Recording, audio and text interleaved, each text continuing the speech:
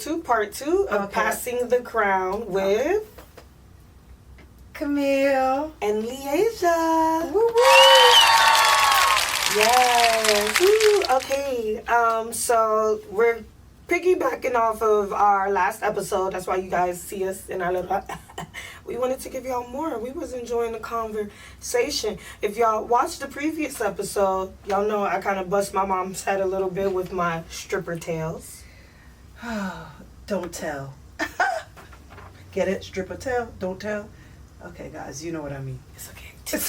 See, I did this. I guess basically the industry inspired me to want to start dancing, and you know what? I feel like because I was so bold and risky, that's why I've been able to have the type of success that I've had as a young woman. I mean, I made my first 100,000 at 19 years old. Wow. I mean, did you have that in a bank account or did you have it in cash? Cash. Okay. You know how long it takes you to count up $100,000 cash? I know. About 20 to 30 minutes. Okay. I was counting it up with someone, and it was mostly 20s.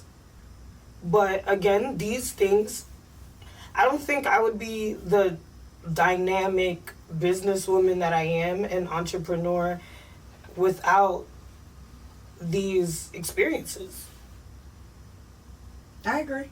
Because experiences in life and what you go through and what you do does build character and integrity to run a business and to be part of a business. So I totally agree with that. I mean, your experience may not be my experience or somebody else's experience out there. So that is that's great. You know, again, like I said, it was shocking to hear things. And again, this is why Passing the Crown is such an incredible podcast, right? Because even though my child is here with me and she has her own life, there are things that I didn't know, and there are things that that she's revealing to me that I'm getting to know. So when I have my family members looking at this, just know that there are a lot of things I'm learning too, just like you're going to be learning.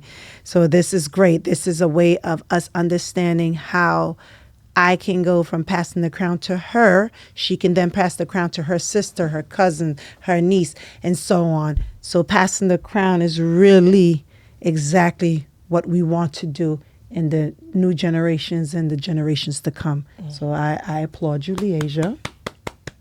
Love it. Okay, so I know that you want me to touch up on more about my move to Florida. Because you know we've covered, you know, your transition and from childhood to teenhood, being a teen mom, me going off to college, you having another child. But yeah, because I want the listeners to kind of understand, like, again, we didn't come from money.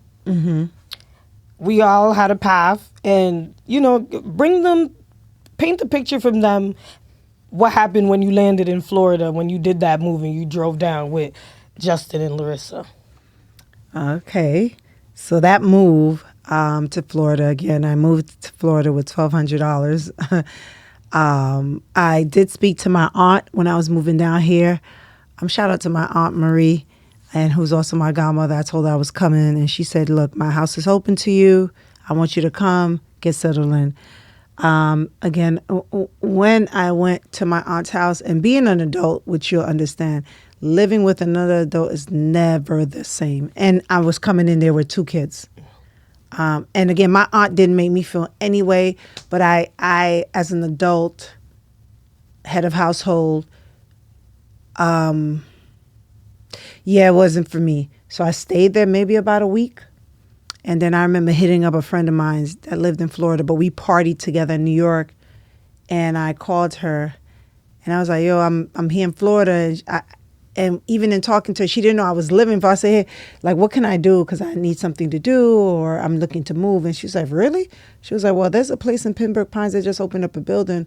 All you got to do is have a last paycheck stub, which I had from my last job in New York, and like the moving that day. Because what I learned about Florida is that in New York, you need your deposit, your first month's rent, in the month you moving in. So in total, you need 3. First month is security. Yeah, first month security, and then And like last month or something. yeah, something. So you need 3 amounts. So imagine if you get in a place for $2,000, so $6,000 to move in. So when she told me I didn't need that, all I needed was just your move-in money, which was prorated. So I went into the place, applied, got approved. In 2 days, my prorated price to move was $625. Wow. Yes. And so I remember I had $1,200. So half your money was gone. Half my money was gone because I was moving in, and I was moving into a 1-bedroom. And the 1-bedroom, it was in a nice, beautiful building. So it came up to about $1,750. Didn't know how I was going to pay the next month, but you know what? I just said, let's move. And I remember calling my homegirl, Joanne. Shout out to Joanne, junior high school, middle school, high school, and college. Joanne, that's my girl. I called my girl Joanne when I got the apartment. I said, B, I ain't got no covers. I ain't got no spoon, no fork, no plate in my crib. She was like, girl, I'm finna take that from my house. Don't let my husband know I'm about to take everything up in there and bring to your house. Yo, when I said Joanne came through with 2 comforters, an air mattress, 4 plates, spoon, fork, and knife, and 2 chairs for the island that was in the apartment.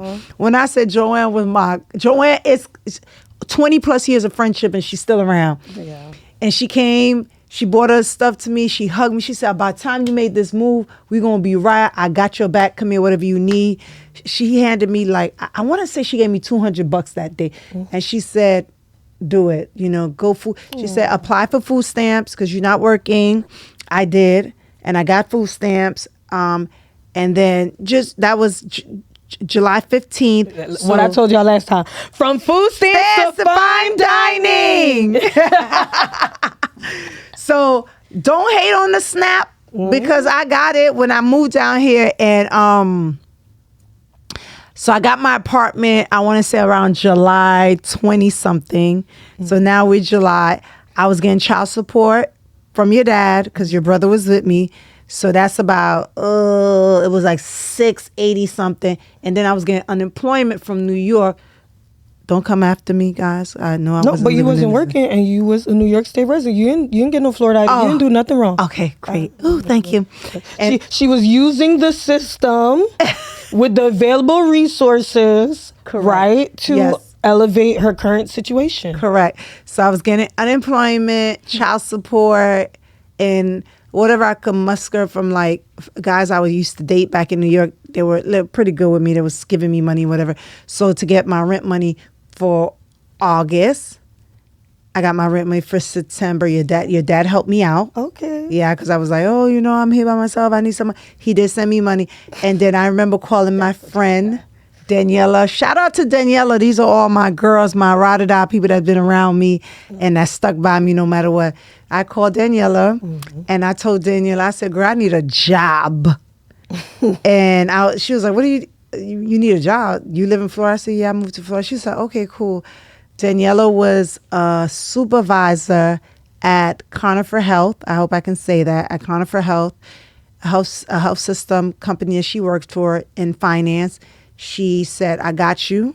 She got me the interview, and literally 3 weeks after I was working at Conifer, not under her as my supervisor, under someone else because of the relationship.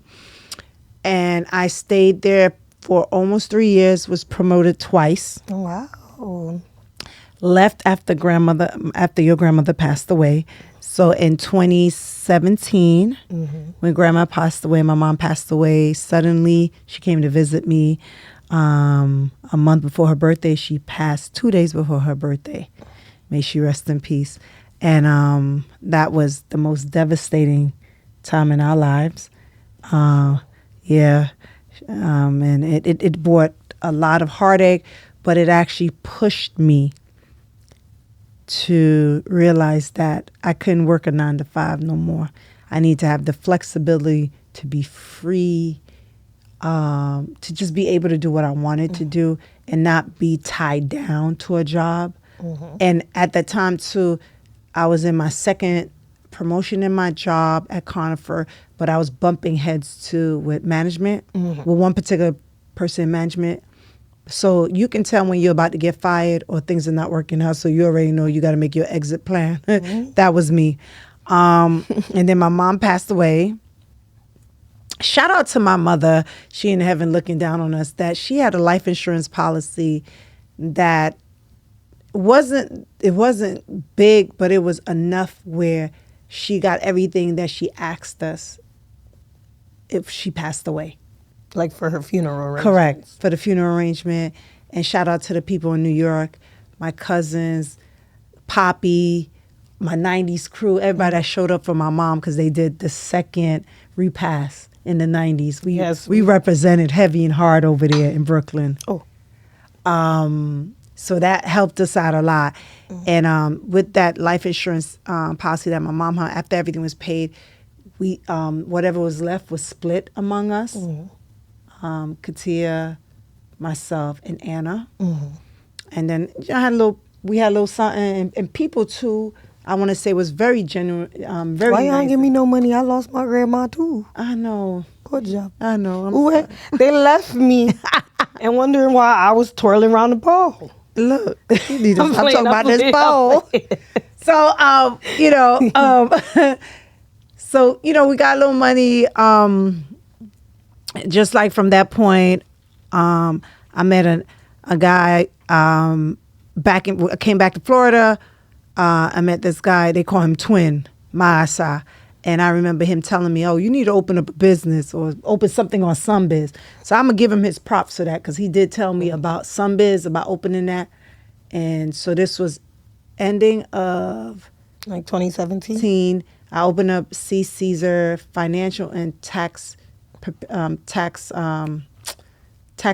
or something like that. So like I had a DBA or something like that. And then... that kind of, and I was working in his clinic, was kind of working as an office manager. That was cool. And then, good things had to come to a halt. So that kind of fizzled away. We both left, went our separate ways. But that taught you, because I feel like you're kind of speeding through the story a little bit, right? Because I moved down before Grandma passed away too. I wasn't living here initially. Fast forward, after Grandma's death, I think I eventually got into like my own relationship and moved out because I was living with you, right? Right, and then you met Jamal. Let's not say his name. I don't say his name. I met my ex. She met her ex. I apologize. We was no longer together. Yes.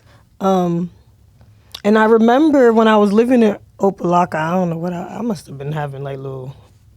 Anyways, I was living in Opa-locka for like a year. And I remember you were also working at like you was doing taxes, right? Right, because I was introduced to a young lady named Naomi that I knew back in New York, Brooklyn. And she lived on the same block in the 90s with us. Oh, wow. And then she was married to her husband who ran for senator, but didn't make it, of course, in 125th in Miami Gardens. Is that Miami Gardens? 125th? I don't know. What area is that? I think so, right? Yeah. Miami Gardens? North Miami? North Miami. North I'm Miami. sorry, Yeah. So 125th, North Miami. So her husband was a tax person who started showing me how to do taxes. And then I kind of took it upon myself. They were training me and stuff. I started to do some taxes. But of course, I knew about the taxes from New York through my friend May Jean, whose husband had a big tax company in New York. So I started there too. So it kind of just, after leaving work, got introduced to that, opened my LLC, started to do the tax, then kind of in and out with the tax. And then once it started to pick up, I was introduced to Halls, which was a big tax person out here. Halls Blanc, BLANC. We're still friends. He's still cool, real cool, older gentleman. He started to really take me under his belt and show me things. He got me the software. And I remember when I first like was really on my own doing taxes, I started out with like 15 people. Wow, nice. Yeah, 15 people. Wasn't bad. That's really... Yeah. When I first started taxes, I only had 5 people. Yeah. So to start out with 15. 15. But you know what? You've always been a very social person. Yeah. So you've always had a lot of connections. and you've always been extremely charismatic, which is important to have in business, right? Because if you're charismatic and you're social, that means that you're naturally going to be good at networking. And you need to be good at networking to be successful in a business, because apparently, like, pretty much when you're a good networker, you're like the main marketer for your business, right? Who's going to market your business better than you? You. Exactly. Yeah. So it kind of really speed through, and I'm going fast, but as you know, different episodes, I'll chop it up some more for you, for the audience to understand. But this is just like my pivot here in Florida, like where I took off. And then we had COVID. Did you ever do taxes in New York? You know what? I did it once or twice, but never where I had my own clients. Just my friend Mae Jean just kind of showing me, oh, you got to put this in, you got to do this, and you got not per se being behind it and just like bum bum bum doing it like that. And then that was Did going you well. know you were gonna like start a tax business when you started? I had no idea. I had no idea, but I knew taxes made money just because of what I knew from New York, who I knew in New York, and she made money and she lived off that income for a whole year until the next tax season. And so I always wanted to do it. I liked it. I didn't know if it was going to be much challenge in it as I was learning it, but it's just something that I really picked up. And of course, working in corporate America, when I was in New York working, finance, the medical health field. And again, when I was in the medical health field, it was more of the finance side of the hospitals, knowing that the hospital is $1 billion industry, people. Very much so. A hospital runs as $1 billion industry because money, federal grants, government money, all that stuff goes. Medical billing, oh my God. All that, yeah. So all that background, sitting here, doing the taxes and stuff, it worked hand in hand. And then I met Ronald, and this is all, shout out to Ronald out here. I haven't seen him in a couple of years, but again, Daniela introduced me to Ronald. Shout out to Daniela. And I remember just kind of at a standstill before COVID. And I told Danielle, yo, I need to make some money, like, because now I'm not working. I don't see myself going back into working 9 to 5. Like, who can mentor me to kind of get me going on starting my business? She said, I got this guy. When I said this guy, he has a brain of Einstein, but he's not organized, Camille. Maybe you can go in and be the organizer for him and kind of get some game from him. But she did warn me. She told me, Camille, when you go see Ronald, he going to kick it to you hard. Don't fall for that. Just know that you're going there for a purpose. Get the game that you need from him to get your business when you need to. I took that advice and ran with it. Trust me. I met Ronald. Talk about that, because you know, it's a lot of navigating as a woman in the business space, right? Because we learn a lot of the things in regards to sales, marketing, finance, typically from men, because men are usually the ones who are holding high positions in the corporate world. They're usually the business owners. I mean, I would say after COVID is when we saw a surplus of female business owners. So how was that? Was that something normal that you faced, like, especially being a very pretty woman? Like, absolutely. We live in a world, and we are in a world where it's man dominated, right? So at the end of the day, if you look pretty, you smell good, you're going to be hit on. That's it. But you got to know what you want from it too. So that's why I say, like, and not going back into what we talked about stripping. This is just for understanding's sake, right? So when I know women strip and do things, right, that's, I don't judge. However, I use my beauty in another way. All right. The fact that I love getting dressed, I love to style myself or get my hair to, manicure, all this stuff done. So to me, when I get in front of a guy that I know holds the key for me to get somewhere, I'm flirting with you in a professional way to get what I need.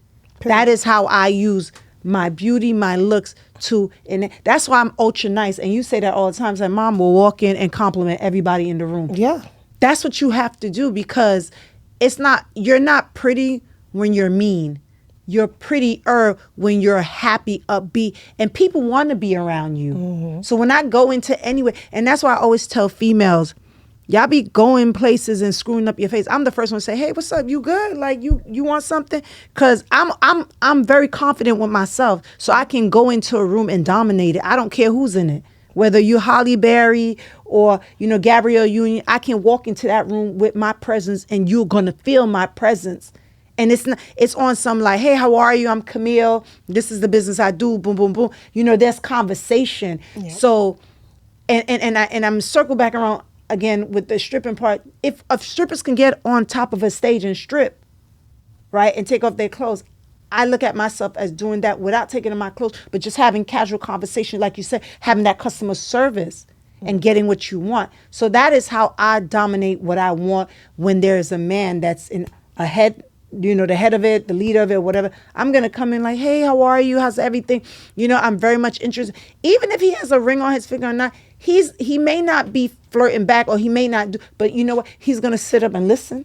Mm-hmm. He's going to pay attention. Pretty privilege. Yes. Pretty privilege is real.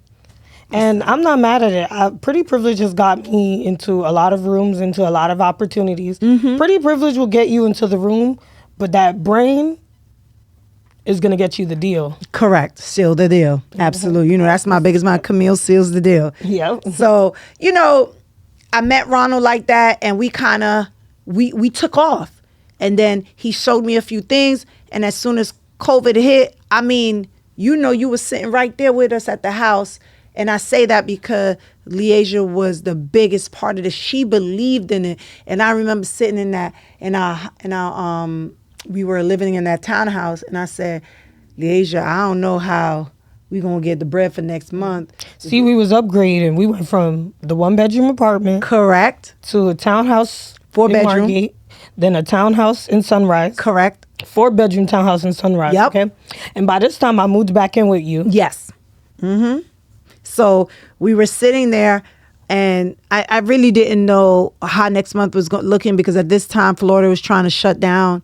Everything was trying to shut down. Mm-hmm. And I've already met Ronald and we already talked about making money together. But when it actually happened, I kind of was in panic mode in a sense because that's just my fear coming on like, "Oh my God, we just got this place. I don't want to lose it." But COVID was the best thing that happened for me. I know a lot of people had their experience, good and bad. My experience with COVID, it pivoted me at 110. Like I went, like no stopping, like bomb, bomb, bomb, bomb, bomb. And along that way of, PPP, EIDL loans, just all that money I was making off of helping people understand how to apply for the loans, how to get the loans, how, my business capitalized from everything else, is when a lot of doors started to open. Mm. A lot of things started to happen for me. And it just was ongoing. And Leasia was right there front and center with me saying, "Mom, you got this. We gonna do this. We gonna do that."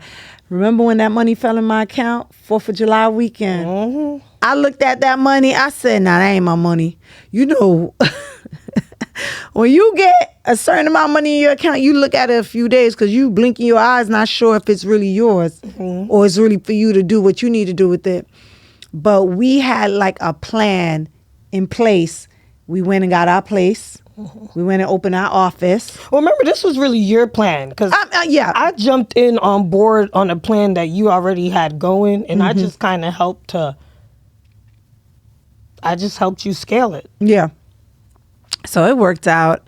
And again, it goes back to what I said. I prayed with a purpose. Mm-hmm. And I asked God if he did this little favor for me. Mm-hmm.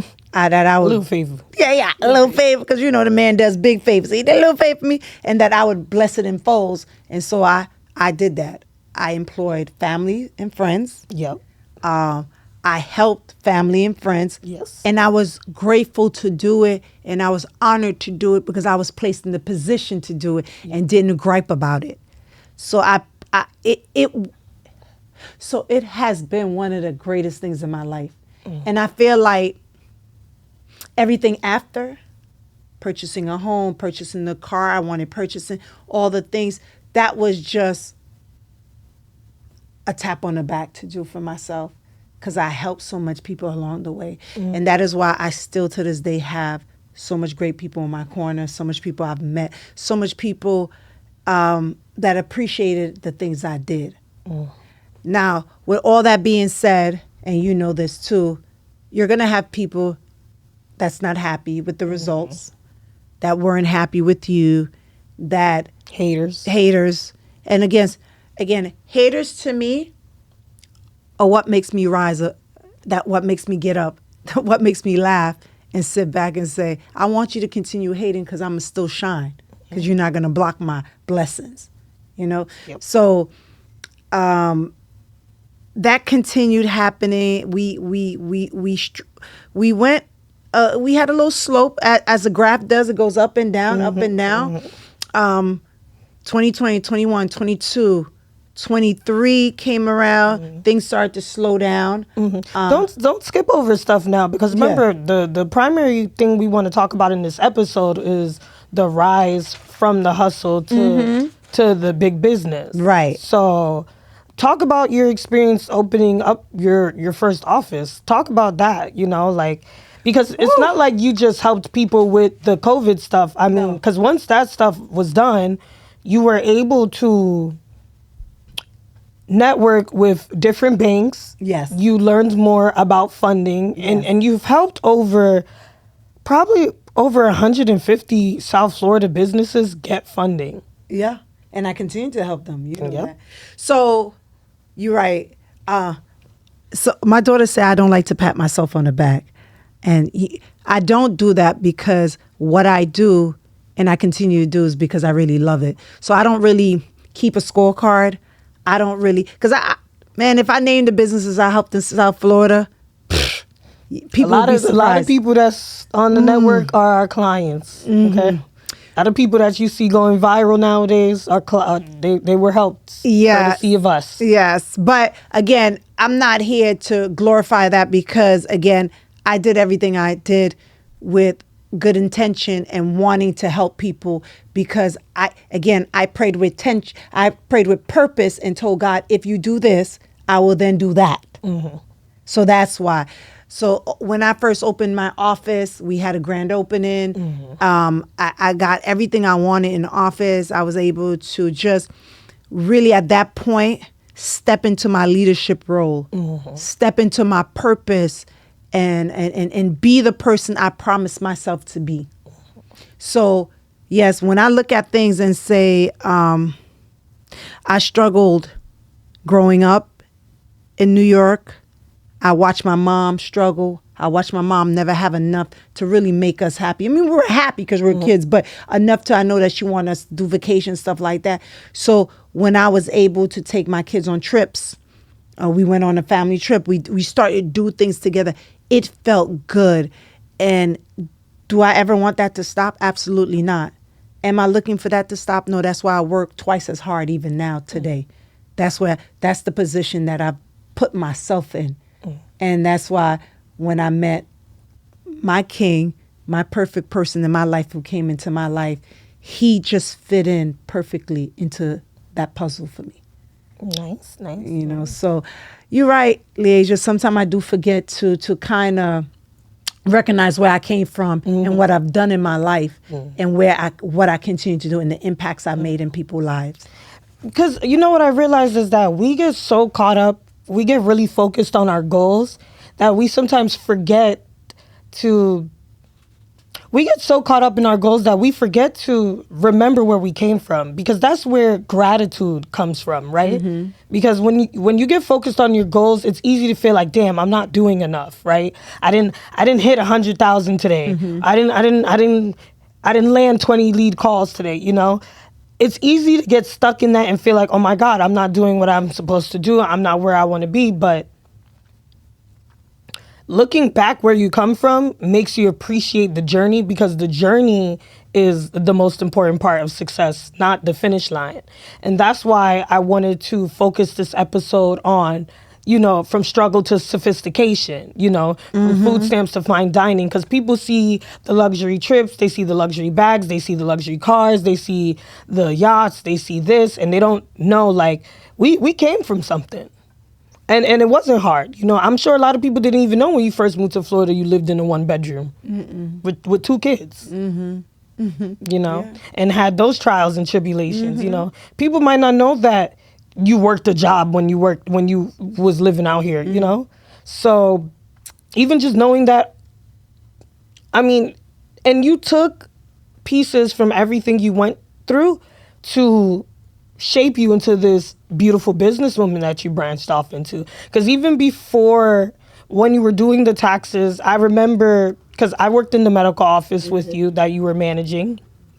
And I remember seeing you have your flyers and telling the client, like, so you've been networking, you've been selling yourself since then, you know? So when that opportunity closed, because doors close is normal, right? It pushes you to get creative. That's why I always say, like, I work well under pressure, because pressure either is gonna make diamonds or bust pipes. Shout out to Jay-Z. Yeah. So look at this. Leasia captured the moments that I was managing this office, and I was also networking and giving my flyers because I was doing taxes.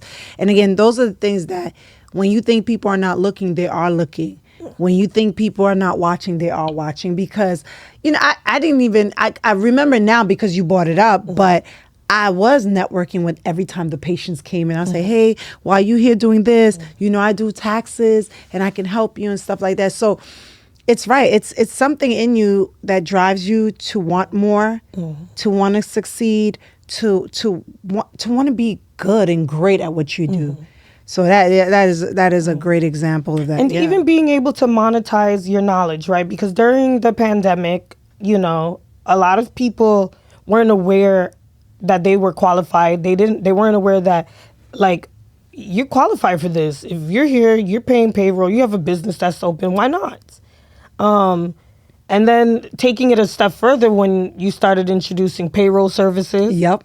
A lot of business owners, unfortunately, don't do their taxes. So we did a lot of taxes for people. Yes, we did a lot of reconciliation taxes for people. So even though we didn't quite know exactly what we were doing, the business also propelled us to learn more, because absolutely now it's like, okay, I'm making this success. I'm helping so many people. How can I help them more? And my biggest thing is always more. That's why while working at the office, it got me inspired. I went to go get my tax certification. So I took because I was like, okay, one thing about me, whenever I do something, I'm like that person that wants to learn exactly how I'm doing it the right way, so that when I help others, I'm helping them the best to my ability. So I was like, okay, let me take a tax class. Let me take a credit repair class. Because if we're going to do finance, remember, I used to be like, Mom, we gotta look at ourselves like we helping the hood, like we the neighborhood heroes, right? Because there's so many people in the hood who make money, and they don't teach you how to structure your business the right way. You know, no one, the same way no one gives you a handbook with parenting, no one gives you a handbook with business. We didn't come from generations like, oh, my grandfather had shops, or my great grandfather came to this country and started this business and passed it. No, a lot of people, especially this generation, your generation and all, like first-time business owners, right? First-time homeowners in their family. So education, networking, marketing is what thrived us into building and scaling the business, because it was bigger than just helping people with the COVID relief. You partnered with other companies to help people. Yeah, the National NDC, National Development Council, a nonprofit, they took me on being their underwriter. And so shout out to them, because they came into my business and said, we don't know what you're doing, how you doing this. You funded over 1.3 million companies, and we want you to work for us and become a contract underwriter. Like, and again, I don't talk about my accolades with these people, or even with what I've done and what I've done on the behind the scene, just because, you know, it's something I like to do. It's something that I want to do, because it wasn't introduced to me. Like you said, I didn't know it. My mom didn't know. My mother didn't know it. So learning And you see how excited I get about it. Like, I love it. Like, learning to understand that, have multiple businesses, understand that you have to do taxes as a business owner, showing profit. Because in order for a business or a bank to lend you any type of funding or any type of money, you need to show profit that you can pay them back their money. You know, so, and again, we had to propel ourselves to learn that at CC's Inc. because the business was just coming. They wanted this, then they wanted that. And we didn't want to give our business to anybody else. You were here. We were a one-stop shop to do everything for you. And we did it. And we learned it. I took courses. I researched a lot. And I did things to make sure that I was giving the clients the best things. Now, were they dissatisfied clients? Absolutely. You know, you can't please the world. God himself couldn't please all 12 of his disciples. We all know that. Like, a couple of them turned on him. So what was I to expect? It hurt me, though, when you find out that, you know, you have a few people that turned around and started talking about you or said this about you and tarnish your name, making you look like a bad person, because, you know, bad news spreads worse than good news does. Faster than. Correct. You know, I may be using the terms a little different, but same thing. You know, the bad news go like this. Good news, it takes micro steps, little micro steps to go. Because people keep people like negativity, because negativity tends to create shock value, and people gravitate to the negative. There's like a lot of studies out there that our brain, I forgot the part of our brain, the amygdala, whatever it's called. I'm sorry, and I should know this. I'm a psych major. It naturally creates negative thoughts, and it kind of like accentuates those negative thoughts faster than positive ones. So it's almost like it's in our nature to gravitate towards the negative than the positive, unfortunately. So you have to be a really mindful person to keep that positive mindset, right, and to not pay attention to all that. Yeah. That's why broke people stay mad, because they just always in a constant negative mind space. That part.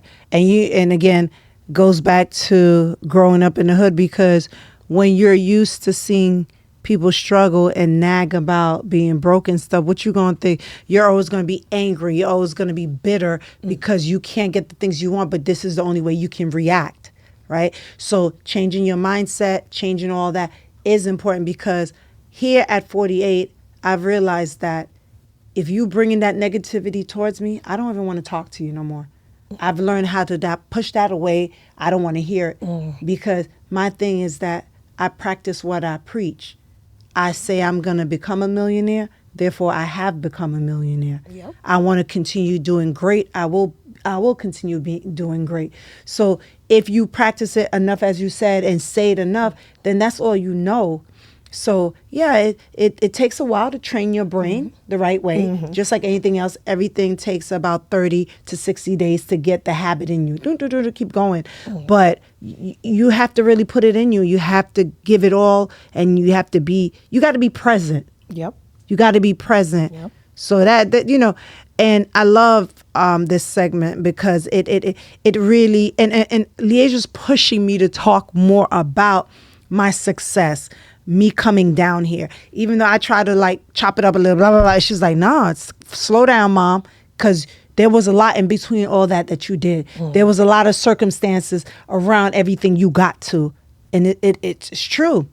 I didn't just get up one morning and woke up and found 7 figures in my account. You know what I'm saying? I had to work for all that. And if anybody do, call me, because I want to learn that trick. Right. You know, so I had to learn it. I had to breathe it. And even purchasing my new home, you know, that in itself, when I decided to say, okay, I'm ready to purchase my home, because a lot of people knew that I lived a lifestyle, and they looked at it and said, oh, she's never going to get a home. Oh, she's not going to do it because she care about bags and stuff. I may care about a lot of designer stuff, but my head is on my shoulders, and I know what I want. And I knew a home was definitely what I want, because I am a family person. I love family gatherings. I love when my kids are together. I love opening gifts with my kids. So I knew that was ultimately going to be one of the biggest things I did with my success for you guys to have somewhere to go and call your homes, you know. So thank you for recognizing what I've done and what I continue to do, because sometimes I do fall short of that when I have to constantly tell people or explain to people, and I stop explaining, just like you told me to. Yes, they don't get it, leave it alone, Mom. Nope. Don't explain yourself. You know who you are. That's it. Stand in your power. That's it. Yeah. That's it. I love it. That's amazing. Yeah.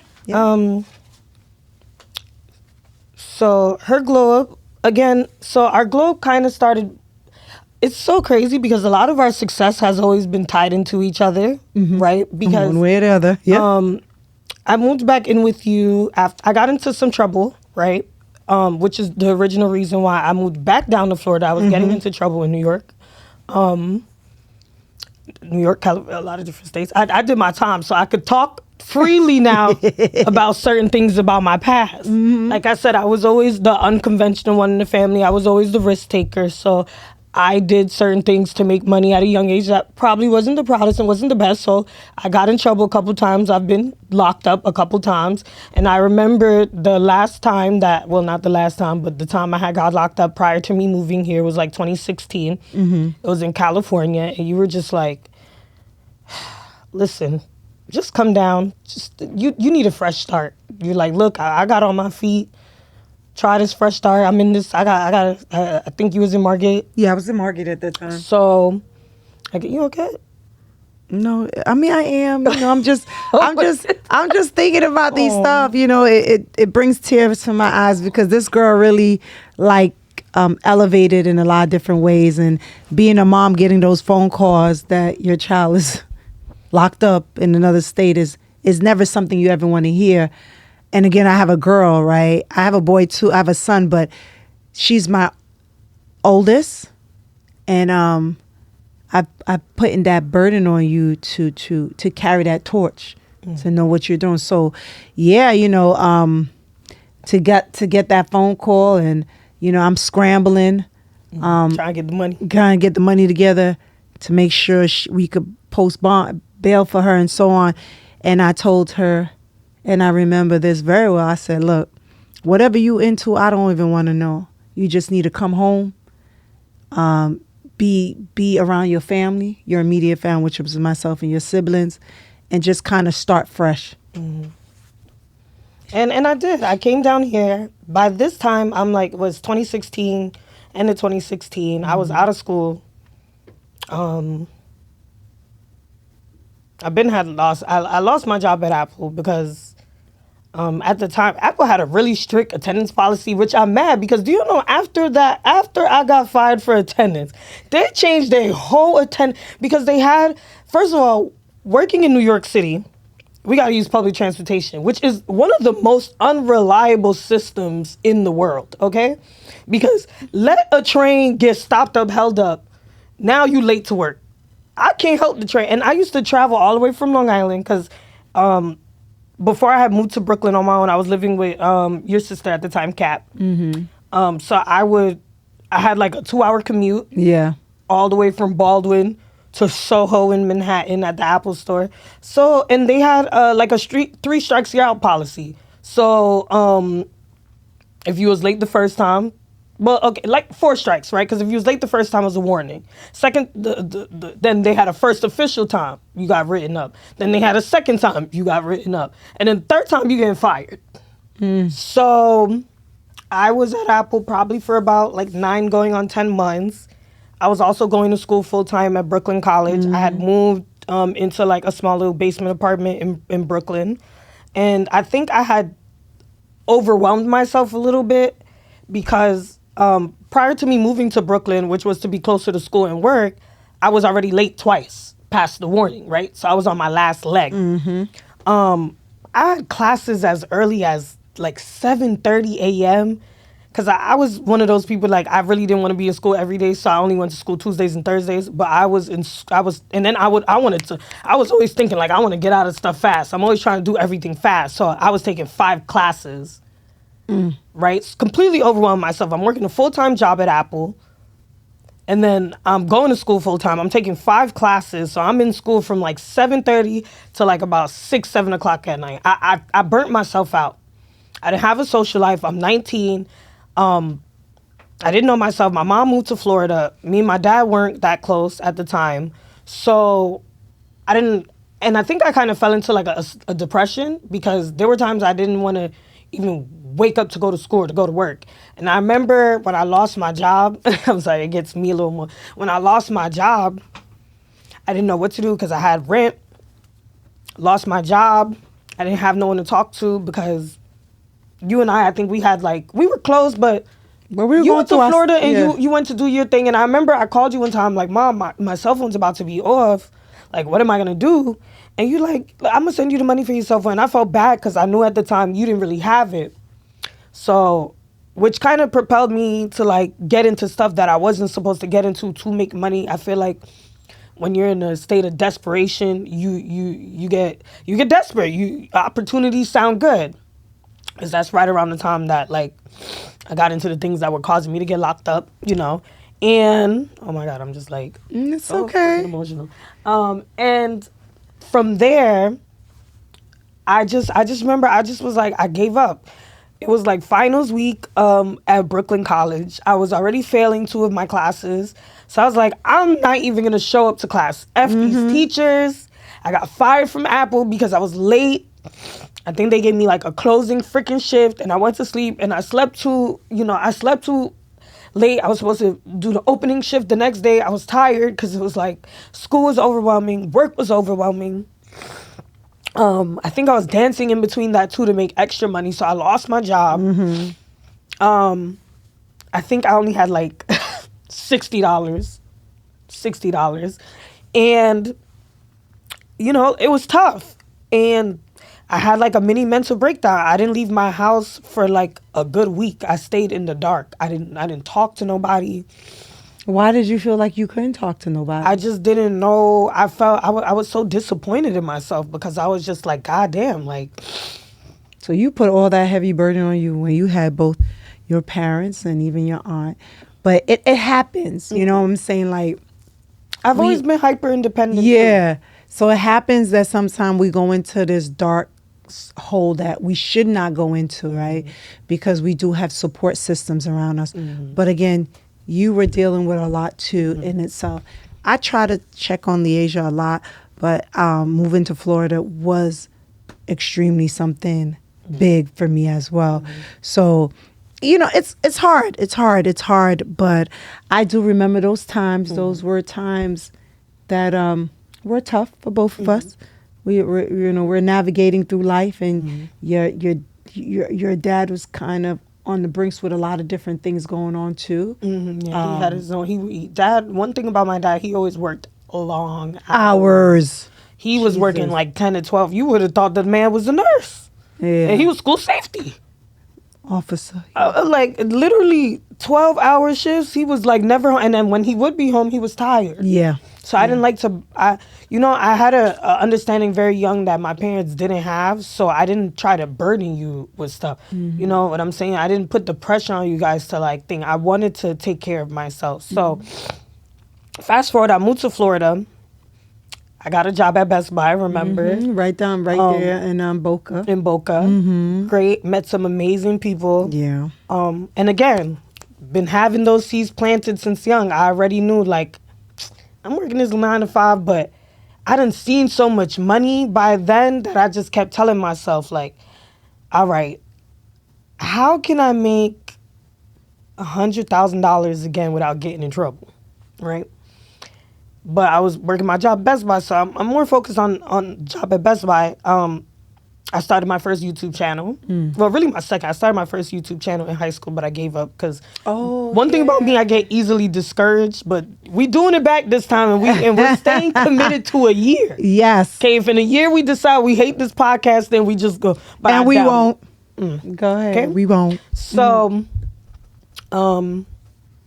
meeting people. I remember I met someone at Best Buy. He was like, you got to open up a business. I'm going to start you a business. You got to do this. You got to do that. So that started putting the seeds of, okay, like life isn't just 9 to 5. I ended up transferring to Aventura and enrolling into FIU, Yes, I which remember. was great. Yep. So, and yes, remember, y'all, I recently graduated in August. So Yes. I'm a FIU alumni. Yes, all she right? is. Yes, she is. So I enrolled into school because I'm a person. Anyways, I like to keep myself busy. I enrolled into school. I worked at Best Buy. Ended up getting promoted from part time to mobile rep to Geek Squad. Best Buy gave me a lot of training. I really excelled in customer service. I probably was one of the highest consistent sellers in that in like whatever category. Like I was the person. One thing about me, I work hard. You could drop me in the middle of the ocean and I was selling fish to a fish. Okay? Like they couldn't, because I'm naturally competitive. I don't know if it's an Aries thing or me. Like, so I would be in the mobile department selling the phones. If mobile was dead, I would go to computers and start selling computers. Like, look, y'all can't. I remember one time they was reading my stats. They said, yeah, Leasia sold the most computers this month. How is somebody in a whole other department selling more computers than the people in the computers? Right? So got promoted to Geek Squad. That was something I never did. Never really. I worked in tech sales, but in Geek Squad, you're selling protection plans, pero you're also you're fixing people. So it's more Yeah. focused on customer service. Consistently, I think for like the first year and a half, up until I got fired, I always had the most what is it called, like ratings? They had to do surveys. Yeah, so that's So ratings. they had like GSP ratings, like your KPI, right? In those kind of settings, I'm using business terms for people. Y'all could go Google that.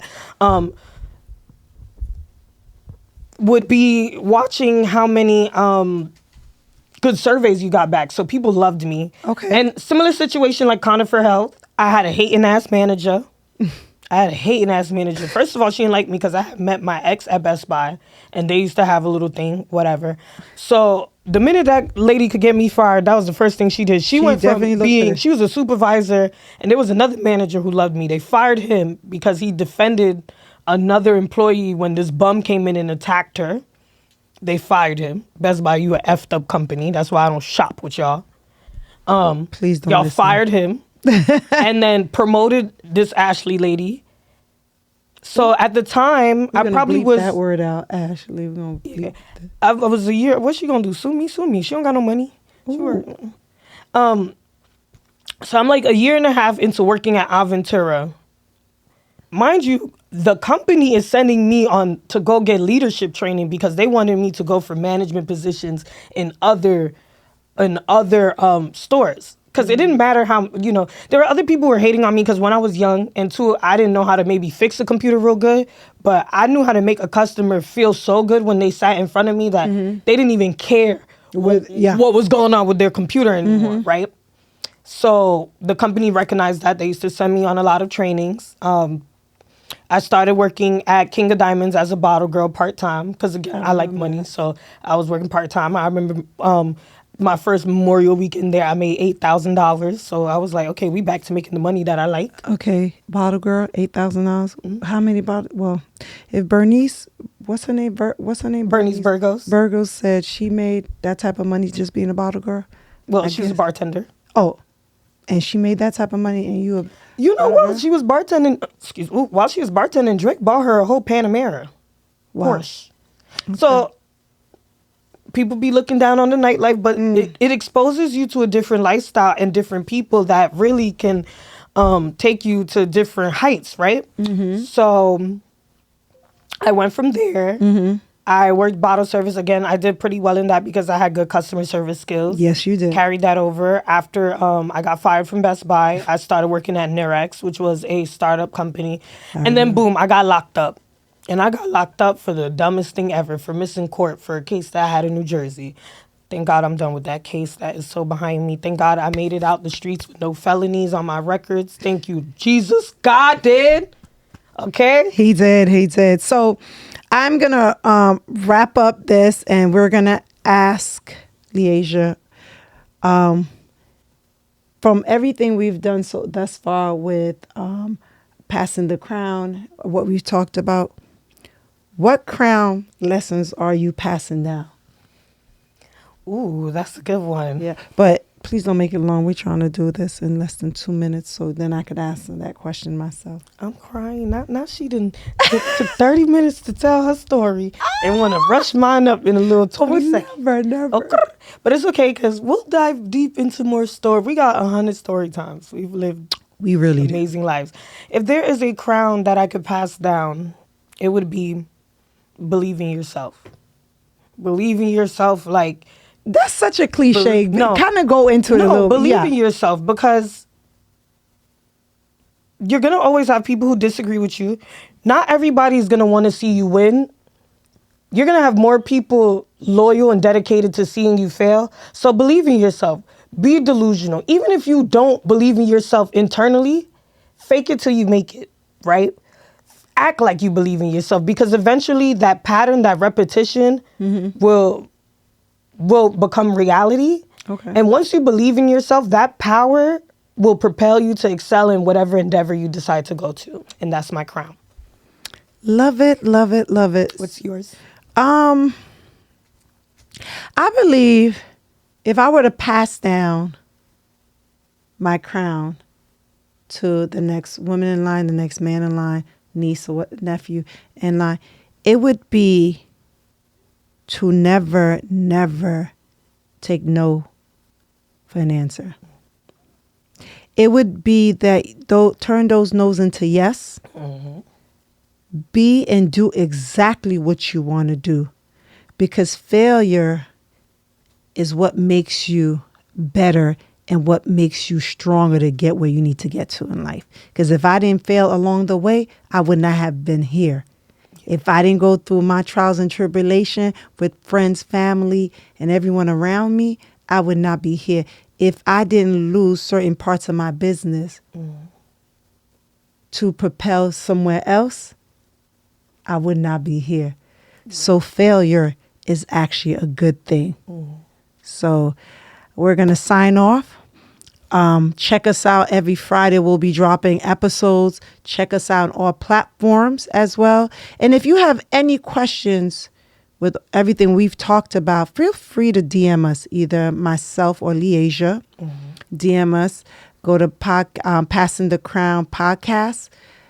Send questions, concern, whatever you think. And we definitely love feedback, right? Feedback is great, so we'll know exactly what the audience want to hear, what the audience want to listen to as well. Okay, we're signing out. Thank you again. I'm Camille from Passing the Crown and the lovely Leasia. Thank you so much for listening. Make sure y'all like, comment, and subscribe. Sayonara.